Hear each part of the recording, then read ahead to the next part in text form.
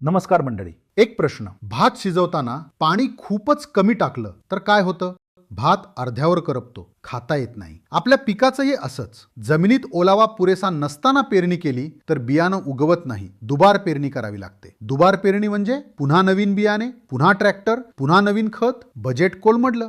अति घाई संकटात नेई हे पेरणीसाठी 100% लागू आहे. मग पेरणी करायची कधी? 2 साध्या कसोट्या. पहिली कसोटी. सलग 2 ते 3 दिवसात 75 ते 100 मिमी पाऊस झाला का?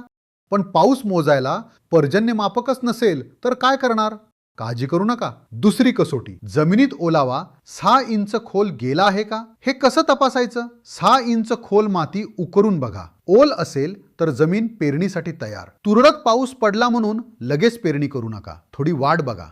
पाऊस पुरेसा झाल्यावरच पेरा. मंडळी, पावसाच्या नोंदी ठेवा, जमिनीचा ओलावा तपासा आणि मगच पेरणीला सुरुवात करा. योग्य वेळी पेरणी, जोमदार उगवण, चांगलं उत्पादन.